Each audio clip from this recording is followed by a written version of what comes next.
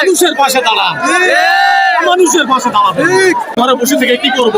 গুলি যদি চলে তাহলে পিতা হিসেবে আমার বুকে গুলি চলুক আগে, সন্তানের বুকে গুলি লাগার আগে আমার লাশ কবরে চলে যায়, তবু আমি সন্তানদের সেই রক্তের বদলা নিতে, রক্তের বিচার চাইতে এখানে এসেছি। আর সেই মেসেজ আইন শৃঙ্খলা বাহিনীর প্রতি দিতে এসেছি যে আপনারা এই আমাদের প্রিয় সন্তানদের বুকে গুলি চালাবেন না। আপনাদের দায়িত্ব এটা না, আপনাদের দায়িত্ব আমার সন্তানদের রক্ষা করা, আমাদের জানমালের হেফাজত করা। অথচ আপনারা সরকারের পেটুয়া বাহিনী হয়ে আমার সন্তানদের বুকে গুলি চালাচ্ছেন এবং তাদের জীবন হরণ করতেছেন। এটা আপনারা করবেন না।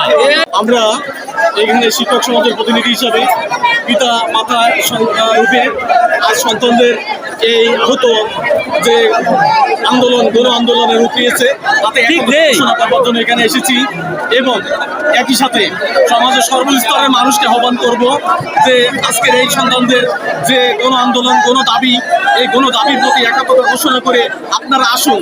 তাদের এই দাবি যাতে গণ আন্দোলনে পরিণত হয়ে তা বাস্তবায়িত হয় তার সহযোগিতা করবার জন্য আপনাদের প্রয়োজন। আপনারা ঘরে থাকবেন না, কারণ আজকে সন্তানের রক্ত ঝরেছে, আজ আমার সন্তানের রক্ত ঝরেছে, আপনার সন্তানের রক্ত ঝরবে না তার গ্যারান্টি নাই। আমাদের দাবি আদায় করতে যাই যদি এতগুলো সন্তানের রক্ত ঝরে যায় তাহলে আমরা ঘরে বসে থেকে কি করব? গুলি যদি চলে তাহলে পিতা হিসেবে আমার বুকে গুলি চলুক আগে, সন্তানের বুকে গুলি লাগার আগে আমার লাশ কবরে চলে যায়, তবু আমি সন্তানদের সেই রক্তের বদলা নিতে, রক্তের বিচার চাইতে এখানে এসেছি। আর সেই মেসেজ আইন শৃঙ্খলা বাহিনীর প্রতি দিতে এসেছি যে আপনারা এই আমাদের প্রিয় সন্তানদের বুকে গুলি চালাবেন না।